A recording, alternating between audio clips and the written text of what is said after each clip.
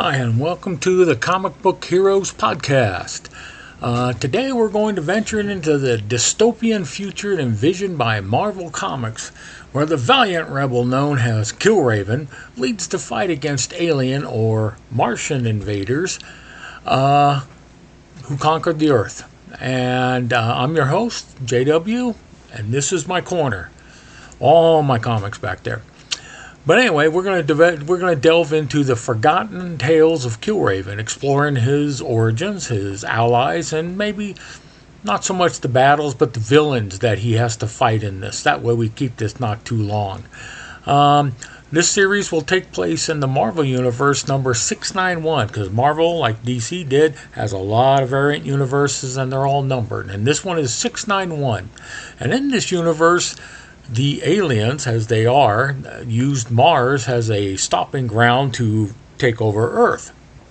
It was done during H.G.Wells' time. He wrote a book about it in this world, and they all died off because of bacteria, etc., and they left. Well, eventually they must have fixed that. They came back in about 2001 of this Earth's time, and devoid of all superhero beings. They're gone. They had a war of some type, and they fought each other, and probably humanity, if I remember correctly. And those that survived left the planet, so they have no heroes. And Martians came over and easily took over. And so that's where this takes place.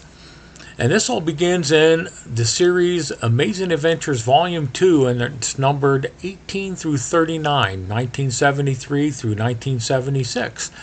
And here's a cover of Amazing Adventures number 18. Came out in February of 1973. Had a few artists and writers on it. Writers are Roy Thomas, Neil Adams, and Jerry Conway. Artists were Neil Adams and Howard Chaykin, and inker was Frank Chiramonte. Again, this takes place on Marvel's Earth 691. And during this time, we find that he's trying to escape and get away from his captivity. But it also gives his origin, which was basically he's a young boy of about maybe 5, if that. His name's Jonathan Raven, and his older brother Joshua Raven are taken captive after their mother is killed.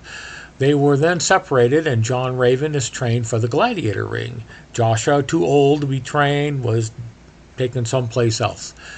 John Raven during this time is renamed Killraven, and he is trained for the gladiator ring by a guy named Keeper Whitman. Keeper Whitman is the one that renames Killraven, and he is experimented upon by Keeper Whitman, a captive scientist of the, I'll call them Martians from now on, but they are aliens from another galaxy. He has gone through a lot of experimentation. He is given experimental chemicals and put through psychoelectric experiments. These altered Killraven slightly. These allowed Killraven to find out that he can put his conscious mind into the aliens' minds, and he can see what they're thinking, know what they're doing, that type of thing. And he could eventually take over their minds temporarily. It also helped him to resist mental assaults to his mind from the aliens and various other things, and to mask him from robotic scanning devices. With, I guess they can scan and find humans or something. He was also taught excellent hand-to-hand combat skills, was a highly skilled swordsman, wrestler, and a skilled martial artist. And he became a master of hand weaponry, and especially using shurikens all the time, Japanese throwing stars. And he always kept them on his wardrobe. If you see a lot of his costumes, he always has a few of them on his chest or belt or something. Also during this time, he was taught how to become a master in strategy of guerrilla warfare. Yeah. And Keeper Whitman, though he was controlled mentally by the Martians, was able to implant knowledge of humanity's arts, science, the history of humanity, and even more by implanting them in his mind. And he can access them, and he now understands what this world was. He always carries a sword and a shurikens with him. And he will later, to help him in this war, he will find and tame this really cool horse that was mutated and bred with serpent DNA. Hopefully there's a picture of this here. He is joined by his gladiator allies, who he fought with in the gladiator rings, and they will free themselves and call themselves freemen. The first one is Old Skull. He's kind of a big, strong, but it's kind of simple-minded man. They were friends in the ring and supported each other at all times. The next one is Mushala, called Mud Brother, and he's a black man, skilled with the crossbow and also with the other fighting skills that Killraven has. He was also in the ring with Killraven, and all three of them managed to escape and go and start their war against the Martians. When they travel to New York City, he runs into a villain I'll show later on called the Warlord. He helps a human escape. His name's Hawk, and he is an American Indian. And he may not have the skills that Killraven and them have, but he has the oomph to fight with them. Tends to use a lot of conventional weapons, machine guns, things like that. But along the way, as they travel up and down the eastern seaboard and stuff, they will eventually be joined by other people. The first one they run into is a scientist named Camilla Frost. And she is a geneticist, I believe, because she is cloning humans into various types of things, working for the aliens, I believe. And she ends up being escaped from them by Killraven and his crew. And she brings along an ape-like human called Grok. And he alone, and with her, they join him in their fight in freeing humanity. They will also run into a really cool character, I thought. Her name is Mint Julep. She's a green human-plant hybrid and has plant-like abilities that she can use in a limited fashion to help them in their fight. And then next and last, pretty much of the really good characters, is Volcanic Ash. And she is a human that was bred along with her sister with powers to manipulate molten lava, maybe the earth, and turn it into molten lava. They didn't show a lot of her powers, but she has lava powers and can use them. And like I say, these adventures will take them up and down the eastern seaboard and then heading west in search of, when Killraven finds out his brother Joshua Raven is still alive, and he is now called Death Raven. And he continues his fight, going west, trying to find Joshua, Death Raven, his brother. And again, along the way, they're going to fight villains, and I'm going to show you some of the top villains. The first one they meet is Warlord. He's a human cybernetic who was defeated early on and lost his arm fighting Killraven. He wasn't happy about that, so he gets a cybernetic arm and gets some other cybernetics put on him because Killraven messed him up pretty good, evidently. And here's a picture of him, and they will fight him. The next one would be that they meet along the way is someone called the High Overlord. And from what I could read and understand, I think he's a Martian that somehow squeezes into a human-like armor. You'll see this in his photo here. And he tends to, he was believed to be leading the armed forces of the Martians. And he, sends out people off and on to try and fight and kill Killraven and his freemen. One of them being a mutated human called Rat Attack. He's a mutated human that looks like a big giant rat. And I don't know if he had a tail. I couldn't tell for sure, but he looked like a big giant rat. And he controls rats. He can mentally stimulate them to do what he wants. And beyond that, after that, they meet another mutated human called Abraxas. And he's a mutated human that has serpent arms, big long serpent arms, and he runs in Washington, D.C., a slave trading place where they trade humans to Martians, because Martians live on the planet now and use this for various things like eating, entertainment, slavery, whatever comes to their minds. And they end up meeting with him, and there's an image of him here. And another villain that I thought was interesting was called Ectalon.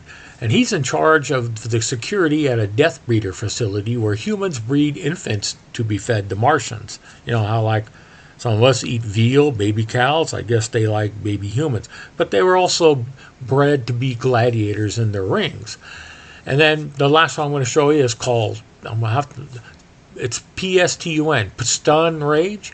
This one I liked a lot. This was really creative. He's the defender of his city and treasure in Battle Creek, Michigan. Now, for us older guys, Battle Creek, Michigan was known in the early days of the of the 20th century, has a place where cereal is made.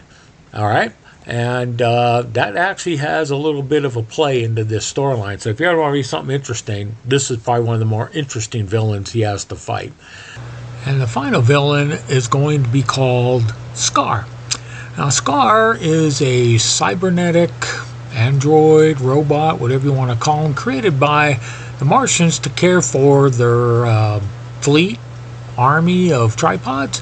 And he did a good job. He would update them and go out and make war and stuff like that.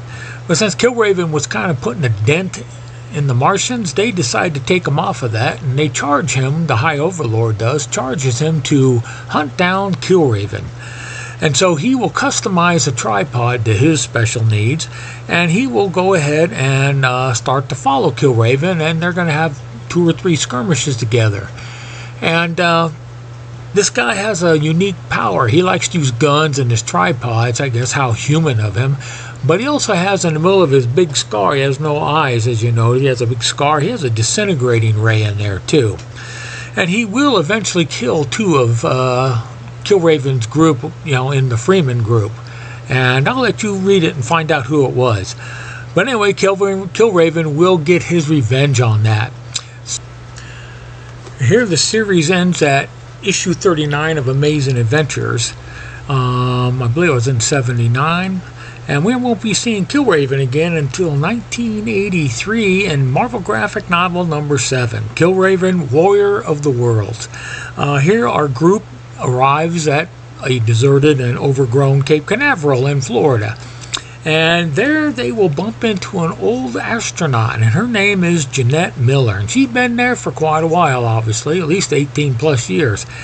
And seems to have survived alone for all these years. Really happy to see humans that are actually, are trying to do something.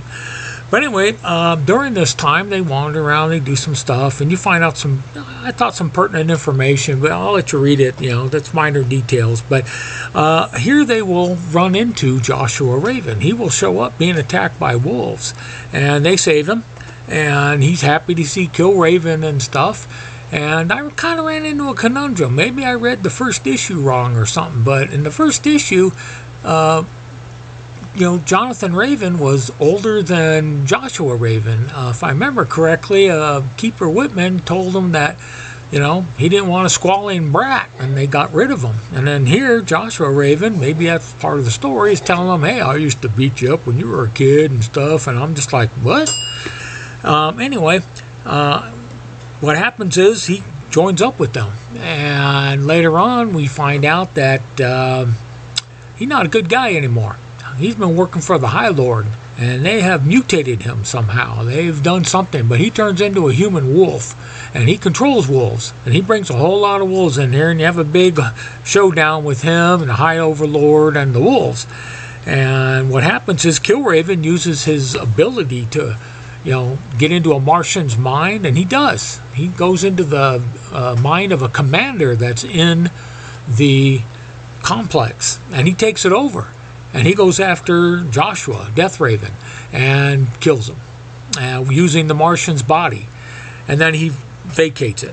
And what happens is the High Overlord, is all like, I'm still winning and blah, blah, blah. And they all run away and stuff. And then they blow him into next Tuesday or into the next galaxy where he came from. But he's dead. And with that, they pretty much decide this is pretty much the end of the Killraven saga at this point. I mean... So, that was pretty much it. And this next segment will tell you what happens afterwards. And that's pretty much it. I mean, this is what they do in fun. I'm going to show you now some cover work of crossovers and things like that. So again, this runs in Amazing Adventures 18 through 39, 1973 to 1976. And you know what the first one was. And what happened was after the first one, they had some crossovers where like Herb Trimp did a couple of issues, but then, and the writers were changing, and then Don McGregor shows up. Real good writer. Did a lot of great independent stuff. But he takes over the book and really stabilizes the book after the first 3 issues or so, because the first 3 issues were kind of choppy. But he stabilizes the storyline and stays on the book all the way until the end. at number 39. And again, the artistry kind of was in and out with people. Rich Buckler, good artist, and some others would work, probably Herb Trimp still. But that eventually stabilized when they brought in a new guy called P.Craig Russell, really good artist. And he took over the book and really stylized it to his artwork. And I liked it. I liked it a lot. I became a fan of P.Craig Russell, so that makes it fun. But during that run, they will have a crossover with Defenders, Volume 1 in issue number 26, August of 1975. Writer Steve Gerber, artist Sal Buscema, inker Vince Coletta. The next one after that was Marvel Team Up, Volume 1, number 45, May of 1976. Writer Bill Mantlo, artist Sal Buscema, inkers Mike Exposito and Dave Hunt. And Spider-Man got shot into time, and he's trying to get home, and he eventually goes to what he believed was the future of Earth, where he meets Killraven, trying to get back home. He can't seem to get back in one shot. He ends up helping him fight some Martians and stuff.